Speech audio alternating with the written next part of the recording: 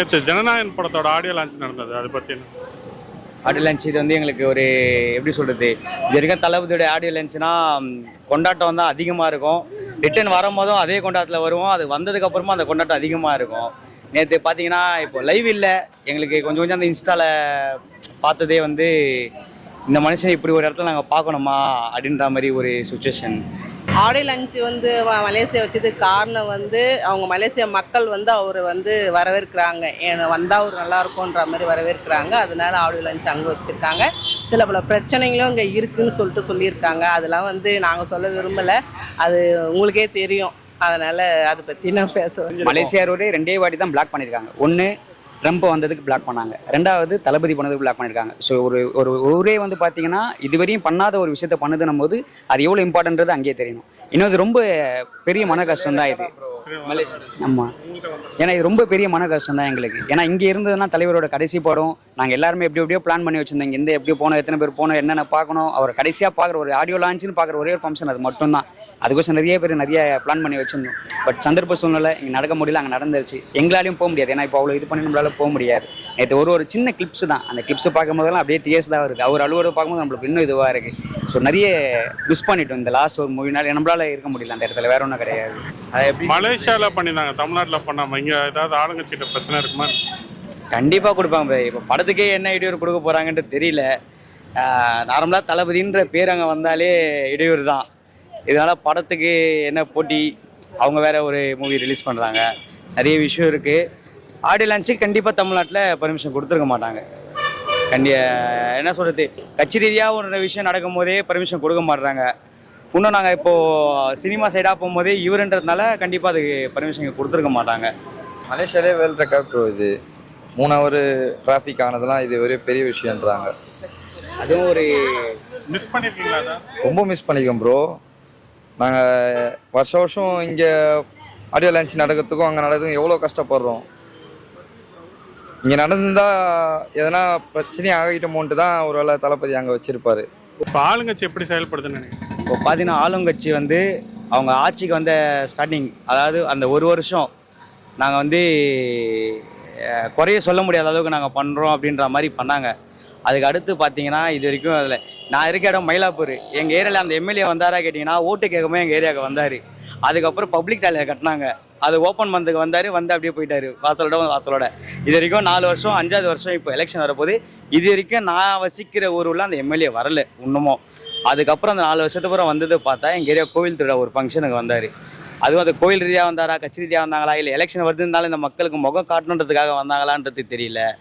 நான் இருக்கிற இடத்துலேயே என்னை சுற்றி நிறைய ப்ராப்ளம் இருக்குது. நான் எங்கள் ஏரியாலே ரோடு சரியில்லை, தண்ணி வசதி இல்லை, ஸ்ட்ரீட் லைட் ஒழுங்காக எரியாது, பெண்கள் வந்து போகிறதுக்கு கொஞ்சம் இடையூறாக இருக்குது, இது எல்லாமே இருக்குது. எங்களால் முடிஞ்ச அளவுக்கு எங்கள் டிவிக்கு தொண்டர் இப்போ இவங்க எல்லாருமே நான் வசிக்கிற பகுதியில் இருக்கவங்க தான். எங்களால் என்ன சப்போர்ட் கொடுக்க முடியுமோ அந்த எங்கள் மக்களுக்கு நாங்கள் கொடுத்துட்ருக்கோம் உள்ள. இதுவே இந்த ஆளுங்கட்சியில் இருக்கவங்க அதை எங்கள் ஏரியாவில் பண்ணுறாங்களா கேட்டிங்கன்னா சுத்தமாக கிடையாது. எங்களுக்கு அவங்க எப்போ வருவாங்க பார்த்தீங்கன்னா எலெக்ஷன் வருது, இப்போ அவங்க வந்து வருவாங்க ஏரியா உள்ள, அதே தான் நடக்குது. இப்போ ஒரு டாய்லெட் ஒரு ப்ராப்ளமாக இருக்குன்னா கூட இப்போ எங்கள் ஏரியாவில் வந்து வீட்டுக்கு வீட்டு டாய்லெட் வசதி கிடையாது, பப்ளிக் டாய்லெட் தான். அது ஒழுங்காக மெயின்டைன் பண்ணுறாங்களா கேட்டால் அதுவும் கிடையாது. இப்போ கூடமே வந்து அந்த டாய்லெட் வந்து ஒரு இஷ்யூ தான் இருக்குது.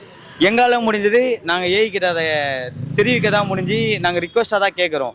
ஆனால் அது ஆளுங்கட்சி நினச்சா கவுன்சிலர்கிட்ட எடுத்துகிட்டு போயிட்டு அந்த இஷ்யூ உடனே கிளியர் பண்ணலாம். ஆனால் அவங்க அதை பண்ண மாட்டுறாங்க. அது என்ன ரீசன் தெரில. ஒரு முயற்சி எடுத்து நாங்கள் பண்ணோம் அப்படின்னா கூட அந்த விஷயம் நடக்கிற டைமில் அது அவங்க பண்ணாமல் இதை காமிச்சிடாங்க. அது எங்களுக்கு பிரச்சனை கிடையாது, மக்களுக்கு நல்லது நடந்தால் போதும். அது அவங்களா ஒரு முயற்சி எடுத்து பண்ணால் ஓகே. அது வந்து நாங்கள் ஒரு விஷயம் பண்ணிவிட்டு அது நான் தான் பண்ணேன் அப்படின்னு காமிச்சா அந்த பெருமை எதுக்கு? லேபிள் அடிக்கிறாங்க. கண்டிப்பாக அந்த பெருமை எதுக்கு? சில கட்சியில் என்ன பண்ணுறாங்கன்னா எஸ்ஐஆர் ஃபார்ம்னு வந்திருக்கு, அவங்களுக்கு ஓட்டு வந்து இருக்குதோ இல்லையோ ஏதோ ஒரு லிஸ்ட்டு போட்டு போய்கினே இருக்குன்றாங்க. ஆனால் எங்கள் தலைவர் என்ன சொல்லியிருக்காருன்னா ஒரு குடிமகனுக்கும் ஓட்டு இருக்கணும். அதனால் வந்து அவங்க டிஎம்கேவாக இருந்தாலும் சரி, ஏடிஎம்கே இருந்தாலும் சரி, யாராக இருந்தாலும் சரி, ஆனால் அவங்களுக்கு ஓட்டுரிமை இருக்கணுன்றது தான் எங்களை வீடு வீடாக போக சொல்கிறாரு. நாங்கள் இந்த ஒரு 2 மாதமாக ஒரு வீடு வீடாக ஏறி இறங்கிக்கணும், யாருக்கும் ஓட்டு மிஸ் ஆகக்கூடாதுன்னு. எங்களுக்கு இந்த லிஸ்ட்டை கொடுத்து யார் உண்மையாலுமே டெத்தா, இவ்வளோ லிஸ்ட்டு வந்து டெத்து ஷிஃப்டரில் வந்திருக்கு, இது உண்மையாலுமே டெத்தா, உண்மையாலுமே ஷிஃப்டட் ஆகி போயிருக்காங்கன்னு ஒரு வீடாக ஏறி இறங்க சொல்லி எங்களுக்கு லிஸ்ட்டு கொடுத்துருக்காங்க. ஒரு பாகத்தில் 1000 ஓட்டு இருக்குதுன்னா 500 ஓட்டு கேன்சல் ஆகிருக்குது. அப்போ எப்படி அது உண்மையான்னு சொல்லிட்டு எங்களை இந்த ஃபார்மை கொடுத்து செக் பண்ண சொல்கிறாங்க. நாங்கள் ஆனால் வீடு விட போயிட்டு தான் இருக்கோம். கரூர் விஷயமே எடுத்துக்காங்களேன், கச்சேரி தான் நடந்தது. அதுக்கு முன்னாடி அத்தனை இடத்துல கிட்டத்தட்ட ஒரு 5 ஊர்கிட்ட பரப்புரை பண்ணார். எந்த இஷ்யூவும் இல்லாமல் அங்கே நல்லா தான் போச்சு. இந்த ஒரு கரூருன்ற ஒரு இடத்துல வரும்போது 41 பேர் இவர் சாவடிச்சாருன்றாங்க. மக்களுக்கு மக்களுக்கு தெரியும் அங்கே உண்மையாக என்ன நடந்தது, எதனால் அப்படி ஆச்சு அப்படின்றது. இப்போ ஆளுங்கட்சியும் சரி ஆண்ட கட்சியும் சரி எல்லாருமே இவரு தான் அதுக்கு காரணம் அப்படின்ற மாதிரி சொல்கிறாங்க. ஆனால் மக்களுக்கு உண்மை தெரியும் பிரதர், யார் என்ன பண்ணாங்க, என்ன சூழ்ச்சி அங்கே நடந்ததுன்னு. இப்போ இதுவே எடுத்துக்கோங்களேன், இவ்வளோ பெரிய ஆடல் நினச்சி 85,000 ஒரு 90,000 பேர்கிட்ட அங்கே சூழ்ந்துருக்காங்க மலேசியாவில். ஒரு தப்பான விஷயம் கூட அங்கே நடக்கலை. அப்படி நடக்காமல் இருக்குன்னா அந்த கவர்மெண்ட் காரணம். அந்த கவர்மெண்ட் அவ்வளோ ப்ரொடெக்ட் பண்ணி நம்மளை பார்த்துருக்காங்க அங்கே. இதுவே நான் உங்களை கேட்குறேன், இப்போது இதுவே தமிழ்நாட்டில் எதுவுமே நடந்திருந்தா நம்மளுக்கு இந்த பாதுகாப்பு கிடைச்சிக்குமான்னு உங்கள் மனசாட்சி நீங்களே எங்களுக்கு சொல்லுங்கள். மலேசியா வரைக்கும் ஏன் ப்ரோ போகிறீங்க? இதோ வர தளபதி பாண்டிச்சேரி போயிட்டு வந்தார். அங்கே எவ்வளோ பாதுகாப்பாக போயிட்டு எவ்வளோ பாதுகாப்பாக கவர்மெண்ட் கொடுத்தாங்க. ஏன் அந்த கவர்மெண்ட் இங்கே தரல?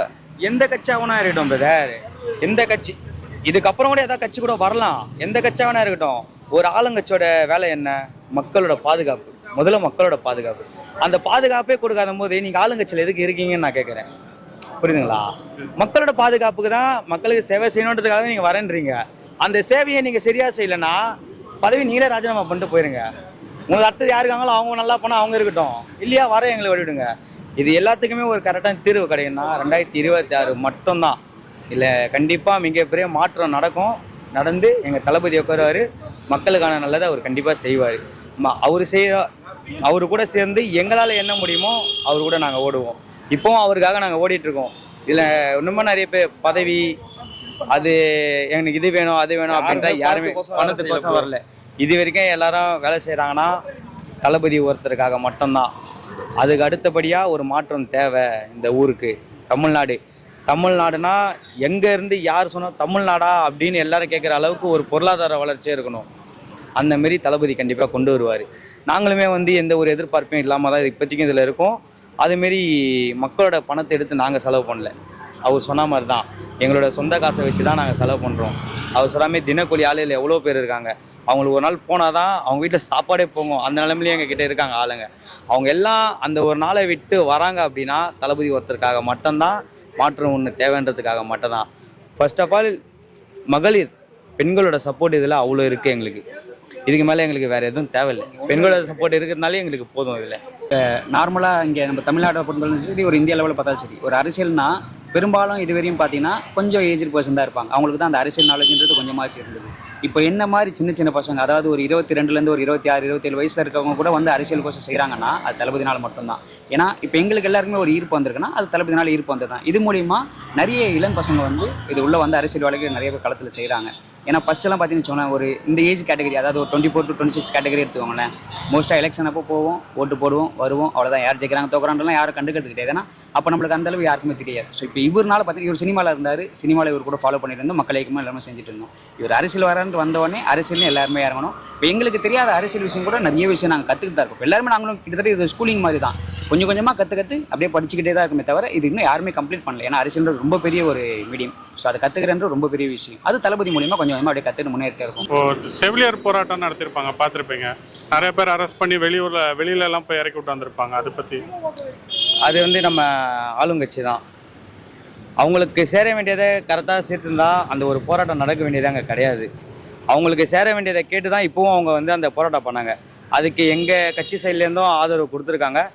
தேவைப்பட்டால் இதுக்கப்புறமும் இன்னும் ஆதரவு எங்கள் சைட்லேருந்து நாங்கள் கொடுப்போம். இது இன்னும் இந்த இஷ்யூ பெருசாகி எங்கள் மாவட்டம் வரைக்கும் எங்கள் மாவட்டம் சொல்லி நாங்கள் பண்ணுறதுக்கும் வாய்ப்பு இருக்குது.